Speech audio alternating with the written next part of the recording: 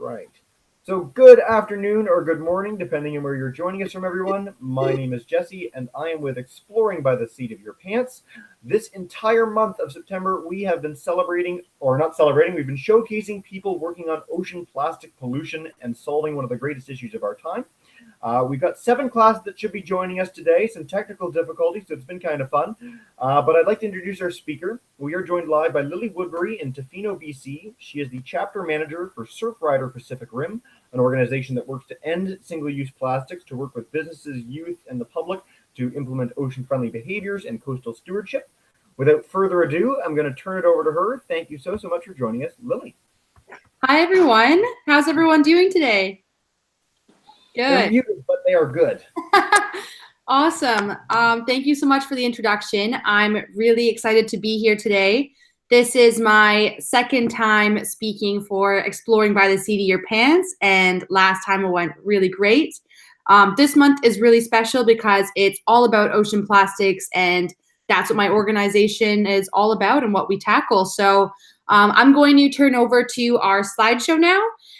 If my audio doesn't work, I'll come back, but hopefully it all works out so you can see a lot of the great images. So I will screen share now and let me know if that works out.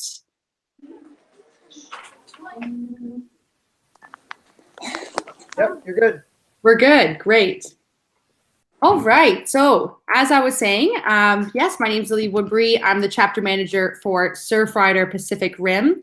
And today is really exciting because I'm going to be discussing campaigns and how each one of us can become a campaigner. This is definitely my favorite part of the job, so I'm really excited to talk about it with all of you. So a little bit about myself. I won the birthplace lottery when I came into this world at the edge of the sea in Tofino, British Columbia, which is a photo. This is a photo right here. Of Here. Can you hear me all right? Yep, you're good. We just had another class join us. So they're muted. You're good to go. Perfect. So in Tofino, I spent the first 4 years of my life on the beach, playing where the tide meets the sand, which sometimes included getting dragged in by the waves and getting to know the spectrum of emotions that the ocean flows through. At 4 years old, I moved to Manitoulin Island on Lake Huron, which is actually the world's largest freshwater island. So for the next 13 years, I lived by and loved the Great Lakes. But since I was little, I had a determined plan to move back to Tofino and find peace by one of my first and greatest friends, the Pacific Ocean. So at 18 years old, I fulfilled my lifelong dream and moved to Tofino, only for the summer before moving to Toronto to start my undergraduate degree in environmental studies and cinema studies at the University of Toronto. As soon as I moved to Toronto, I started school and jumped into the deep end of environmental studies. When my life went from being a really excited young person to being completely overwhelmed by all of the really bad news. So from only knowing a slice of the issues to suddenly trying to digest the whole picture. So pollution, climate change, species extinction, environmental racism, desertification, rising sea levels. I don't think I've ever been depressed except for that first semester. And everywhere I looked in Toronto, all I could see was adversity, both environmentally and socially. At one point, I even questioned continuing with my program. I had fallen into one of the most dangerous places, which is one of no hope. That same year, I had an epiphany that changed my life forever. I started reading some great books by environmentalists who explained, what is the point of doing good if we do not enjoy ourselves? One author concluded, we would live the most fulfilling lives if we did our best and loved our lives in the process. And even if we didn't make an ounce of difference, well, at least we had a joyous existence. However, by being optimistic, positive, and involved in making a difference, our efforts become amplified as people around us see this and want to join in.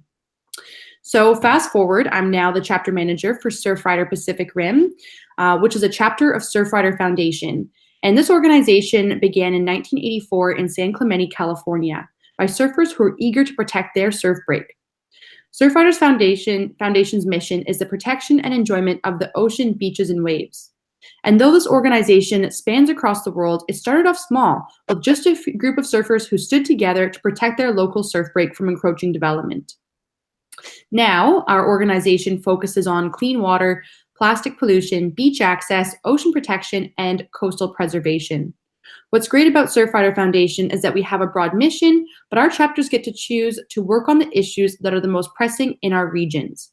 We even have We even have the freedom to develop our own campaigns and share the resources we collect with all the other chapters. So many of you are watching from different areas in North America. So our Pacific Rim chapter, as I showed before, is located on the west coast of Vancouver Island in Tofino. So we work in this town as well as the town next to us called Ucluelet. And we're connected by a peninsula that's called the Pacific Rim, which is actually also a national park. So the focus for our organization is identifying and eliminating single-use plastics, implementing progressive recycling practices for petroleum-based products, and working with youth, businesses, locals, and visitors through programs and events that raise awareness about coastal stewardship and ocean-friendly behaviors. Today, we'll be focusing on campaigns, as anyone can run a campaign and make an incredible difference. As I was saying before, this is also one of my favorite parts of the job because you see concrete change, you inspire others through your victory, and you get to be creative. So at Surfrider, we drive our missions through direct action campaigns. What is a campaign, you might ask? A campaign is organized to address an issue and achieve a victory around the issue. Success of a campaign is dependent on a yes or no answer and has an end date. So what does this look like? For example, for yourselves, this could be getting your school to eliminate plastic water bottles in your cafeteria and vending machines, and installing more water dispensers by the end of the school year.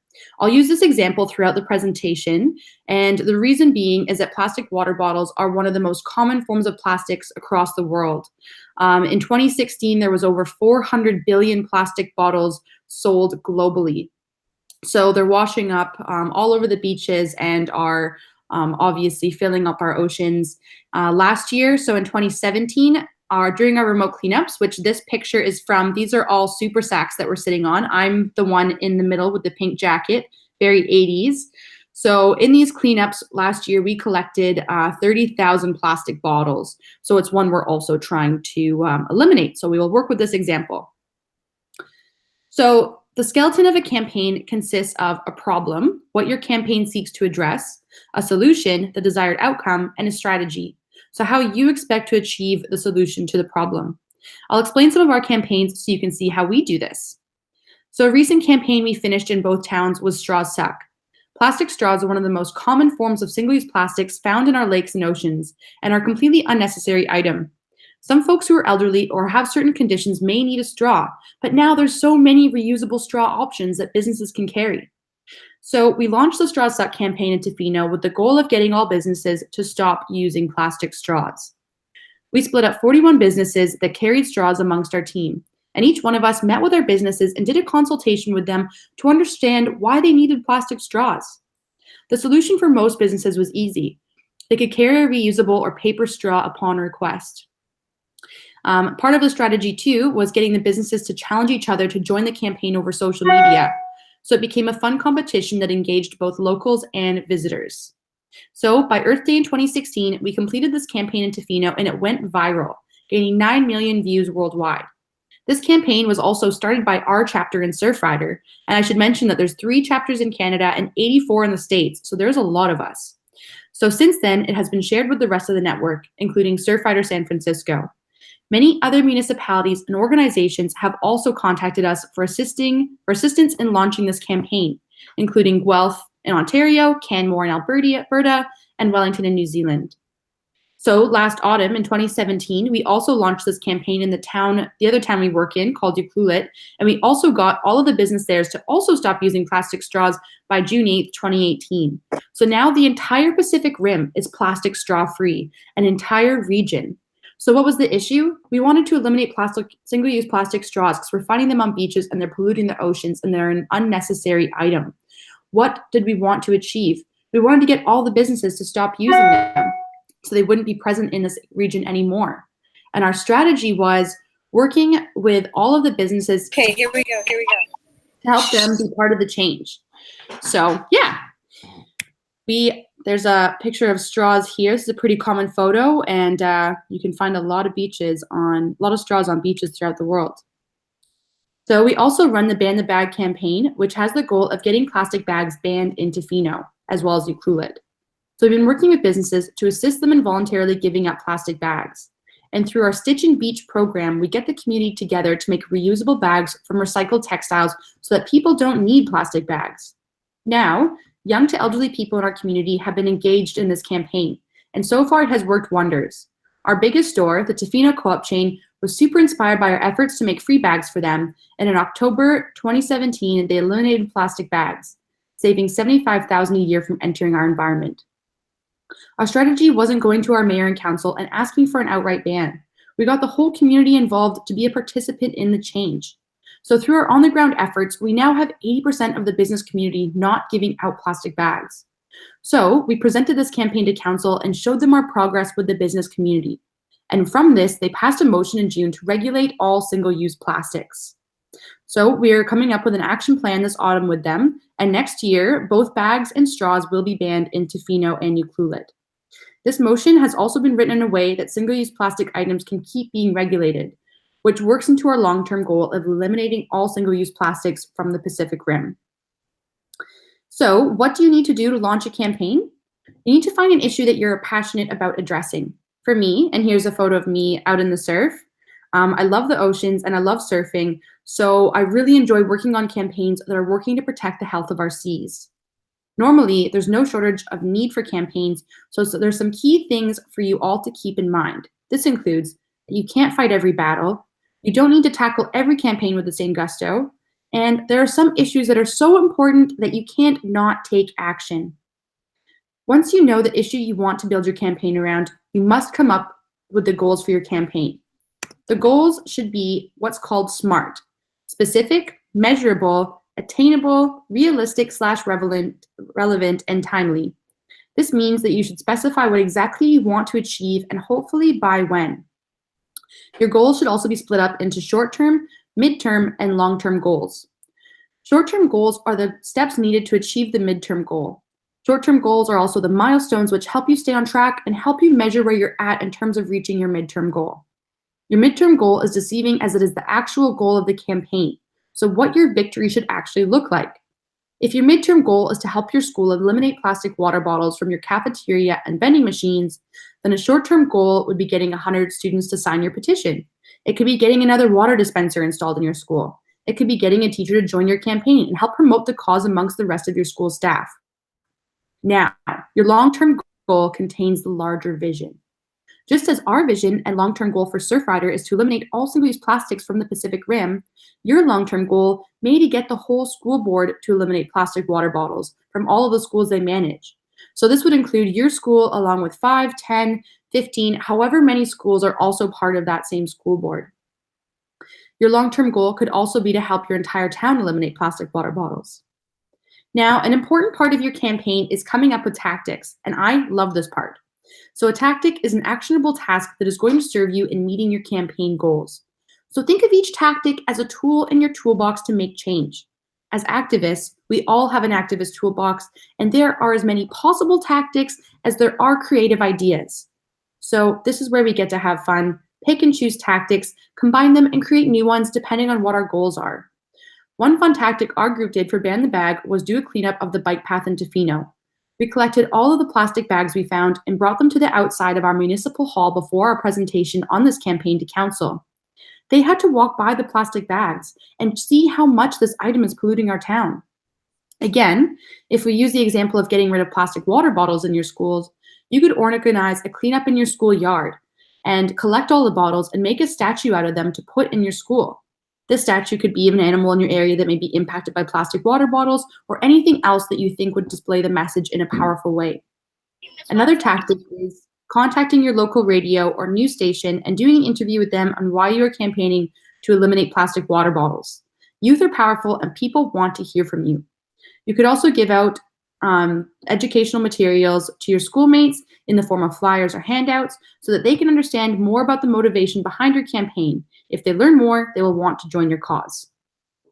With your set of tactics chosen, you will also need to choose a timeline to work within.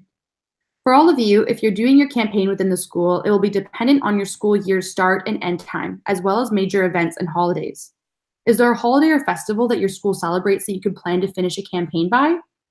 One great example of this is from our organization, is that our town has an annual whale festival, celebrating one of the great animals on the coast. Of course, this type of single-use plastics impacts whales across the world, along with many other sea creatures. So we decided that we wanted to challenge the community to help us make 1,000 reusable bags from recycled textiles by the beginning of Whale Festival.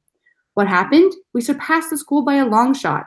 This initiative became so popular that it became the ongoing program I discussed earlier called Stitch and Beach, which our vice chair runs twice a month. For yourselves, if you're eliminating plastic water bottles from your school, your midterm goal timeline could be to successfully complete the campaign by World Water Day on March 22nd, which is right around the time you probably get back from March break. So I'm really excited to hear about the campaigns you're involved in and are interested in leading. Let me know about what environmental changes you're interested in and being part of your school, in your community and your school, whether that's to do with plastics or something similar.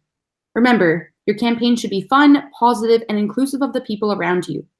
I hope from this presentation that you have gathered that we could all have the capacity to make concrete positive changes for our Earth, and that we should definitely take advantage of this.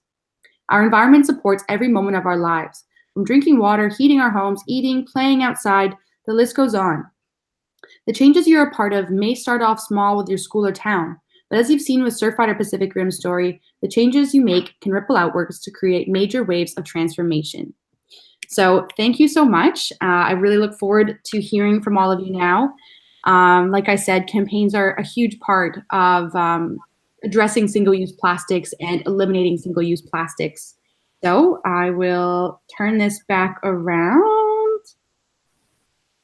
One moment. Excellent. There we go. Hi. Thank you so much. That was great. We now have 5 with us. Sorry for the bit of an echo, guys. And I'll turn it up for them to ask some questions. So we'll start with Miss Lumley's class. Miss Lumley's grade 5 class from Sarnia, Ontario. If you guys have a question, come on up. Okay. Gregory, come on up. You got to come up here. Okay. You got to be loud. Why do we do the Whale National Celebration Day? So the reason we do the whale festival here is because we're along a migration route. So we're on Vancouver Island, and where we live, there are both resident whales, the whales that live here all the time, as well as transient whales, so ones that travel all along the coast from Alaska to Mexico. So whales are a really important part of the ecosystem here. Without whales, a lot of the other parts of the ecosystems would be impacted. So we have a huge celebration for them because they're really integral to food security here, to the First Nations culture, to tourism, to all aspects of our community here. So that's why we celebrate them. So for us, whales are also heavily impacted by plastics. So this is a really great opportunity to raise awareness about plastic pollution and how plastics the ecosystems that we're a part of. Thank you. Great answer. All right. Let's go to Mr. Douglas's grade 11s in Peterborough, Ontario. Okay, ready? Yeah, can you lean in, Jacob? Was your organization involved at all in the plastic bag ban in Victoria? Yeah, that's a really good question. So the other Canadian Surfrider chapter, there's 3 of us. So one in Vancouver here in the Pacific Rim, as well as a chapter in Victoria called Surfrider Vancouver Island. So yes, they were part of the plastic bag ban. That was their campaign as well, called Ban the Bag. So they worked with the Victoria Council to come up with a bylaw to help businesses eliminate the plastic bags. So that went through in December 2017, and then the Canadian Plastics Association actually took them to court for this. But then in June, the Supreme Court ruled in favor of the Victoria government. So yeah, the plastic bag ban has been a really big success. And this is really important because this bylaw was one of the first types of plastic bag bylaws on the coast. So now we're able to use that bylaw and we're able to share it as a resource throughout our coast and in other places that are also looking to implement a similar bylaw. Excellent. Thank you, Lily. All right, let's go to Mr. Harting's grade 6, 7 in Courtenay, BC. Joined us halfway through. If you guys have a question, come on up. Yep, you're good. If the companies know about all the plastic in the ocean, why do they continue to make single-use plastics? This is such a good question. I think a lot of companies are starting to look at alternatives and what they can do to address this, but so much of what we buy is in plastic. You know, look at all the plastic bottles, the plastic candy wrappers, like anything we buy, it's made easier through being in plastic. They can preserve it longer, they can transport it. So it really just helps our consumer-driven society by having plastics. So in a way, you know, corporations are fighting back on this because they don't want single-use plastics to be eliminated. This helps their corporations to thrive and to sell as much as possible, honestly. And when we buy a single-use plastic, what is not included in the cost is what the plastic is doing to our environment. So the corporations don't have to pay for this. We don't have to pay for this right now. But what's happening now is that all these costs are put back onto our environment. And now what we're seeing on our coast, a lot of us here eat salmon, we eat lots of other types of fish, and we're finding plastics in them. We're finding cigarette butts. So right now is really interesting because people are realizing that corporations really need to change. They need to change how much single-use plastics they're producing. So yeah, this is a really big thing happening right now. A really cool thing we just took part in was called a brand audit. We did this with Greenpeace. So we did a beach clean, and we did them with a lot of youth around your age. And we picked up plastic bottles, wrappers, straws, cups, all kinds of plastics that had a corporate logo on it. So like Nestle or Coca-Cola or whatever it might be. And so we wrote this down in what's called an audit. And so this is going to be given to Greenpeace to look at who are the biggest corporate polluters on our coastlines across Canada. So this is going to help us put pressure onto these corporations to make changes and not use so many single-use plastics.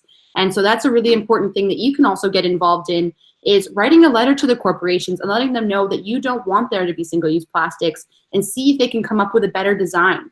So a really good example of this, I forget which province it was in, but there was 2 students about your age, and they got, I think, 11 million signatures and sent it to Starbucks to come up with an eco-friendly coffee cup. So one that isn't plastic. And Starbucks is actually going to do that now. So it's incredible what you can really do and how you can influence corporations, because at the end of the day, it's consumers, it's us that makes an incredible difference.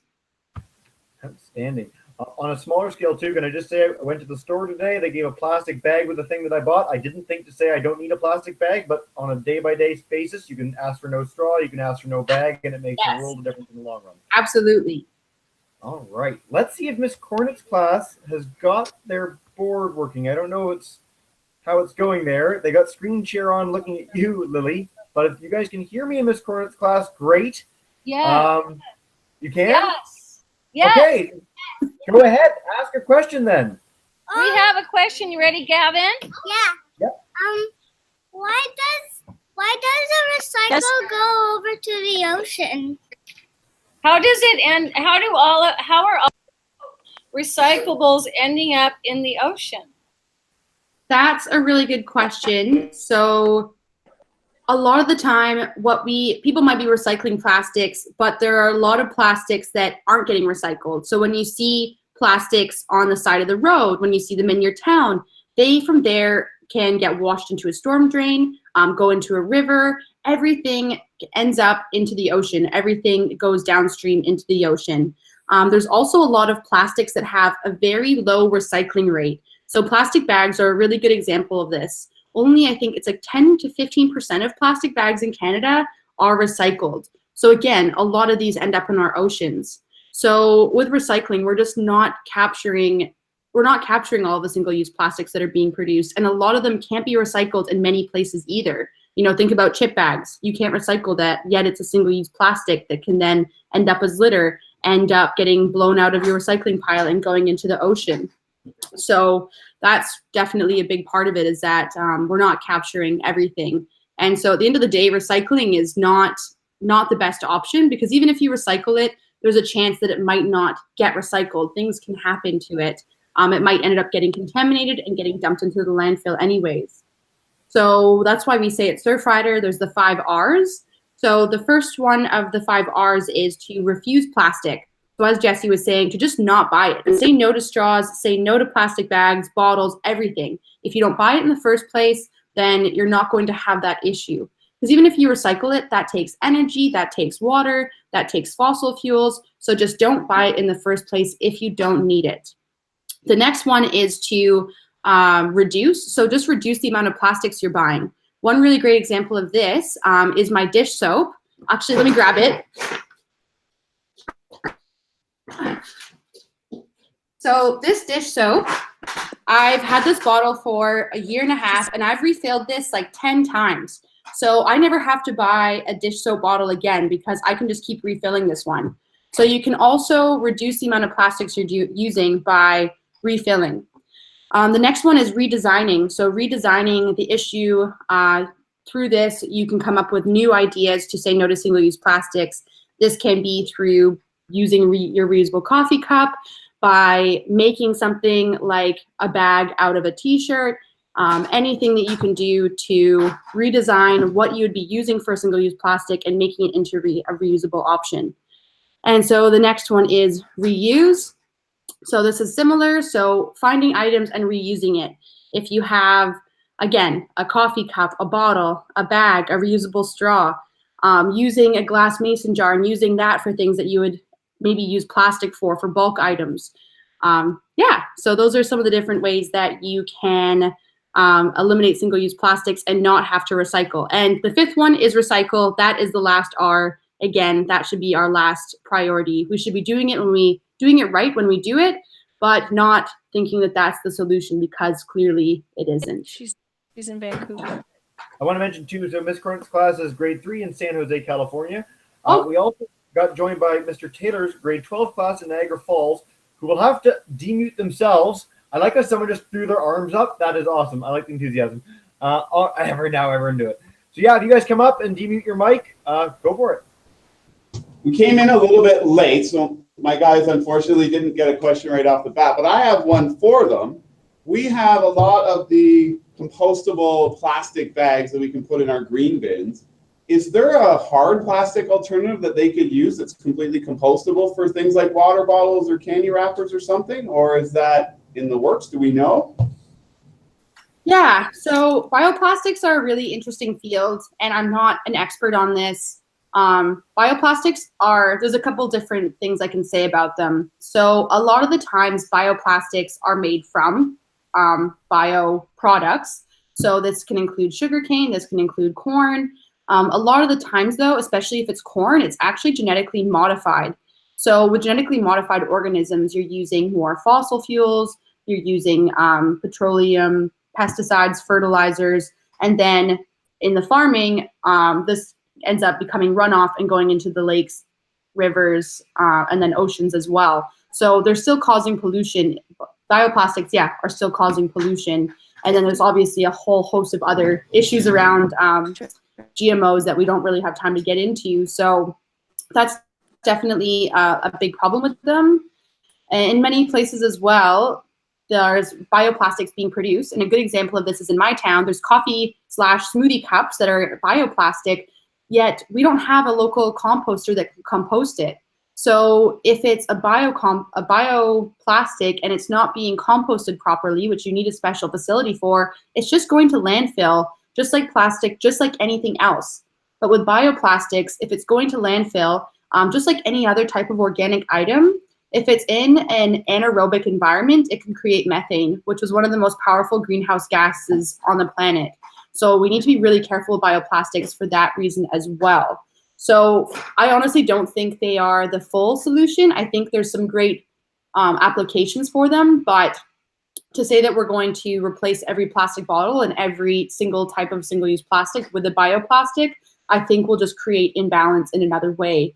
I think the main point is that we are consuming way too much and that we need to be consuming a whole lot less as human beings and putting a lot less pressure on the planet. Because right now we are extracting way too much for the planet to handle. Fossil fuels, mining, fish, any resource, we're over extracting it too quickly for our Earth systems to replenish. And then the other side of that is that we're creating way too much waste, way too much pollution for our Earth's system to naturally handle. And the ocean is a really good example of that. The ocean has way too many plastics in it, and our ocean cannot handle the amount that it now has. So much that the tiniest building blocks of life, called phytoplankton, they're even consuming plastic. So I think bioplastics might have a part to play, but I think the bigger the bigger picture is eliminating all types of plastics, including bioplastics for the most part, and finding ways to consume less. Outstanding. A note on the overabundance of plastic in the oceans. We've had a few of the speakers over this month mention the fact that there's studies to show that the idea we might get to more plastic than fish in the oceans by 2050, which is a really gross thought, I think. It is. So we're trying to avoid that. Lily, do you have time for another slate of 5 questions? Yeah, no, please. Great. All right. Let's go to Miss Lumley's class again. You guys, oh, they just disappeared. I asked them, they left. Okay. Well, we'll go to Mr. Douglas's class then. Okay. Okay. Have there been any unexpected hurdles since you started these campaigns that you didn't know about beforehand? Yeah, like anything, there's hurdles, and with campaigning and starting campaigns yourselves, there will always be something, which is great because you learn from the hurdles, you learn from the challenges. What we discussed earlier with the Victoria plastic bag ban, with the Canada Plastics Association challenging that was obviously a really big hurdle, and it was quite scary because if they won, that would really stonewall things for a lot of places on the coast. So learning how to deal with that was a really big hurdle. Another thing I would say is in Victoria, as well as other places, they'll get rid of plastic bags, but then there'll be a loophole so that a thickness of density of plastic will be allowed. So you might get rid of a plastic bag that is a certain density, but it'll be banning that type. So now there's like thicker plastic bags coming out. So being really careful around how we regulate plastics and making sure that we're covering a broader spectrum when we're discussing, a plastic bag or a plastic straw, that you're making sure to include those different types so that you're not just eliminating one type and then another kind can be used. Let me think of another hurdle we've had. Another good one is that there's been a lot of criticism here and in other places that, yes, we might get rid of plastic bags, but reusable ones and paper ones use a ton of energy and are also not that environmentally conscious. And again, this comes back into my other comment around bioplastics. I think if we can just consume a whole lot less, we shouldn't be going out and buying 10 reusable bags to start off with. If we have one, or if we can make one like we do out of recycled textiles, which is actually really easy to do. And if anyone wants the resources to do that, I can send that over. Then we're not going to need to use paper. We're not going to need to buy a whole bunch of reusable. Again, we're going to be lowering our impact. So I think what's important to note here is that as we move away from single-use plastics and we start to use other resources, like organic cotton or paper or whatever it may be, metal, glass, to consider the environmental impact of that material and make sure that that's also sustainable, that that's also ethical. I think when we try to address issues by not looking at the bigger and fuller picture, we might end up just reproducing more problems. So again, to take into account what we're switching to, what its impact might be. And again, this is why I love our Stitch and Beach program, because we make bags out of fabric that would otherwise go to landfill. So we're making something out of a product that would not otherwise be used. And anyone can do that. They're super easy to make. I'm terrible at sewing and I've still made a few. So yeah. Awesome. All right, let's go back to Mr. Hardy's class. Yes. Yay. Okay. Do I go up? Yeah. Okay. Yep. What is the most hazardous plastic? That's a really good question as well. So as you may know, there's resin codes 1 through 7, and each type of plastic, and you can do an experiment in class where you look at the plastic and you can get a bucket of water and put the plastic in and see if it floats, sinks, or if it just stays in the middle of the water column. And that's a really cool experiment to do because you can see the different plastics 1 through 7 and see how they impact the water column. So there are some types of plastic, like plastic water bottles that we collect, when they don't have the lid on them, they actually sink. So they sink to the bottom of the ocean, and the bottom of the ocean is what's called the benthic layer. So the benthic layer is the very bottom. So there's a lot of animals like halibut that eat from the benthic layer along with whales. So it's not, I wouldn't say there's a type that's the most hazardous. I would just say that all plastics have an impact no matter what layer they're at. So whether they're at the bottom of the ocean, they're at the middle of the water column, the surface, even on the beaches. On one of our last beach cleans, I found a plastic bottle that looked like it was a container of bleach, and a wolf had actually bitten all around the container. It had bite marks all around it. So all types of animals are seeing plastic as something that they can eat.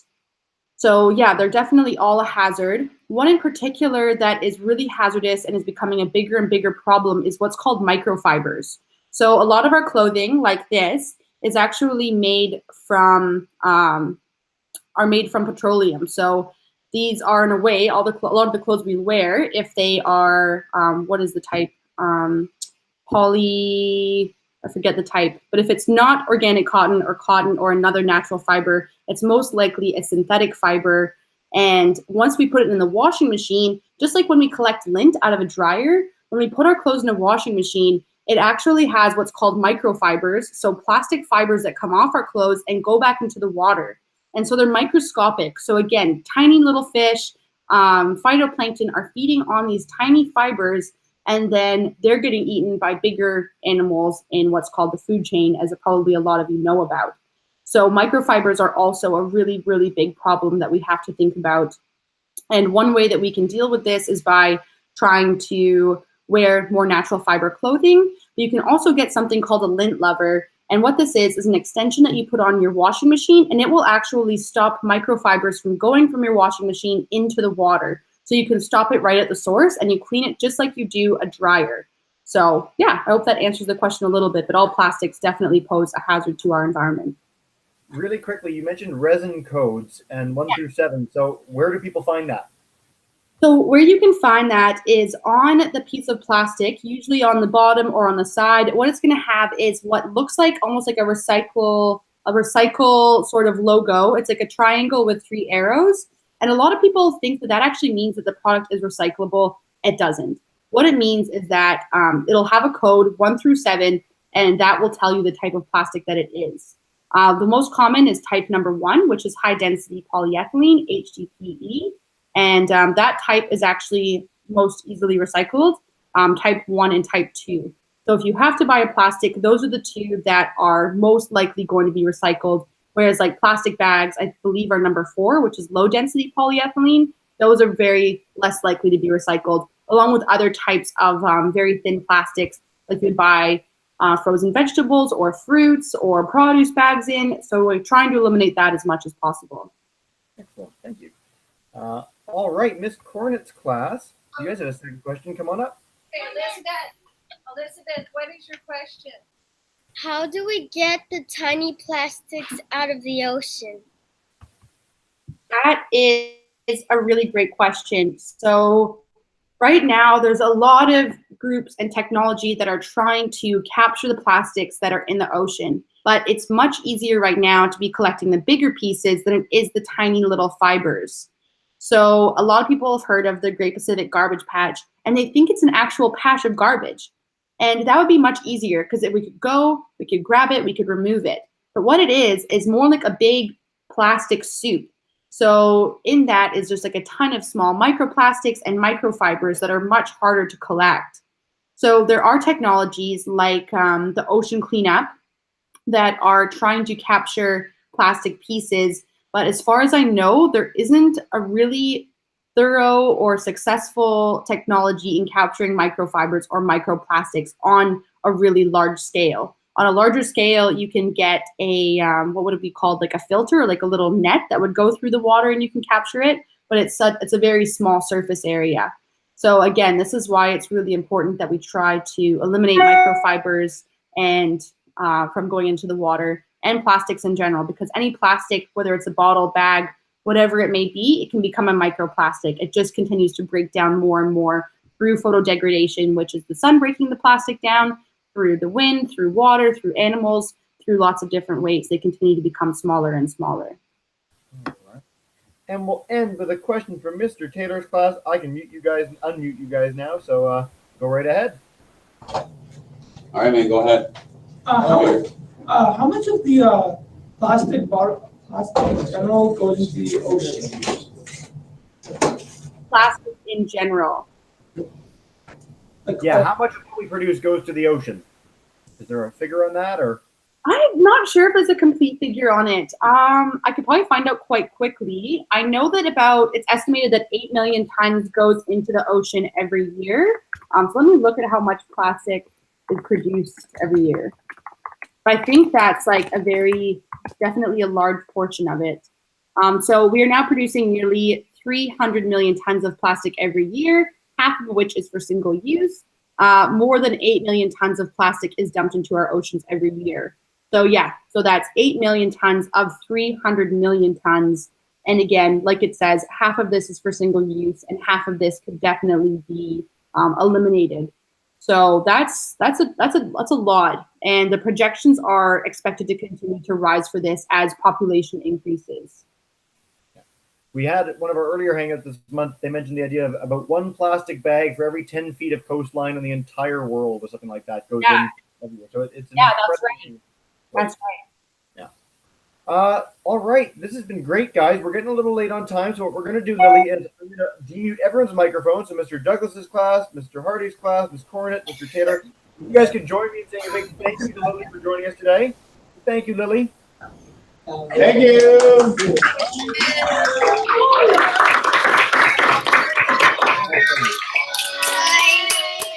Thank you.